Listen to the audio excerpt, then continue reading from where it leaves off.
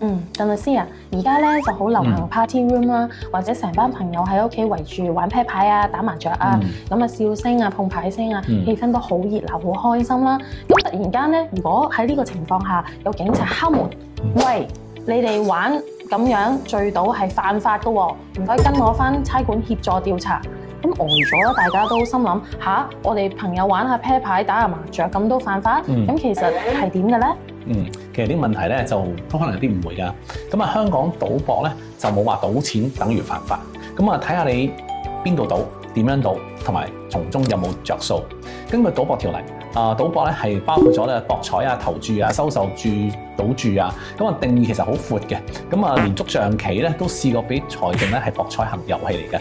咁啊，法庭咧真係有審過啲長者喺公園咧落象棋賭錢咧被檢控嘅案件嘅。咁即係話咧打麻雀啊、玩啤牌啊，其實都係賭博喎。係啦，但係咧就唔一定犯法嘅。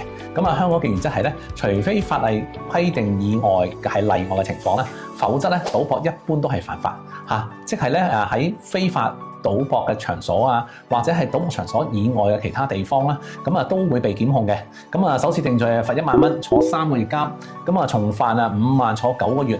咁啊，但係賭博條例本身咧第3條2咧有一個好清楚、非常重要嘅例外：私人處所、社交場合、非業務形式、冇人得益嘅賭博咧就唔算違法啦。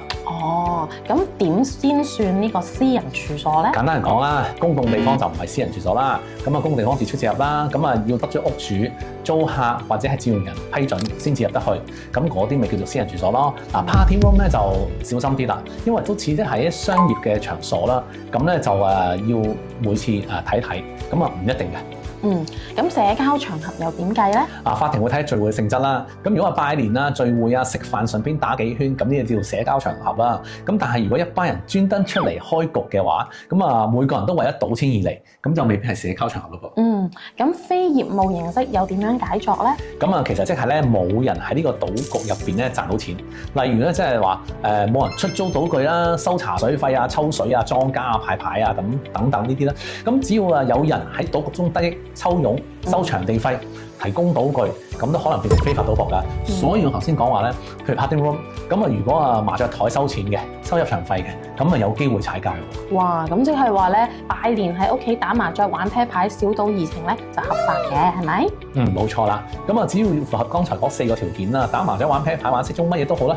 咁啊，涉及金錢都唔係問題嚟嘅。甚至賭博條例咧，亦都有講過咧，就係我同你賭100蚊，你做唔到啲乜嘢嘢，咁呢啲口頭打賭咧，只要唔涉及頭先講嗰啲情況同埋收受賭注咧，都唔係犯法。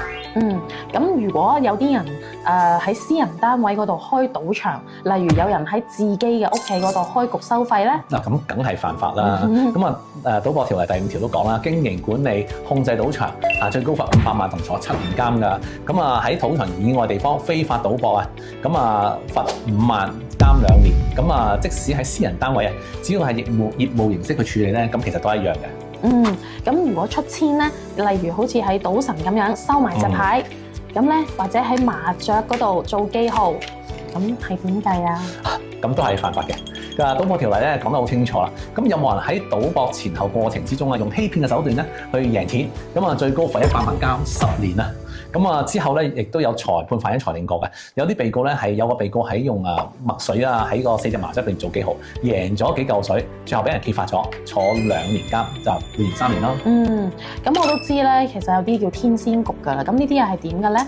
扮演角色去呃人哋入局啦，即係咁梗係犯法啦。咁呢個即係同欺詐賭博罪有關啊。咁可能用欺詐手段咧，誘使他人參與賭博咧，咁都會面對同樣嘅處罰嘅。所以總結咧就係話，屋企拜年打麻雀、玩啤牌、小賭怡情，通常都合法嘅。如果係 party room 收費賭博、抽水、莊家派牌員，就係非法賭博啦。所以出千呃人入局刑罰更加嚴重，或者開 party 預埋律師一份，可能會安全啲㗎。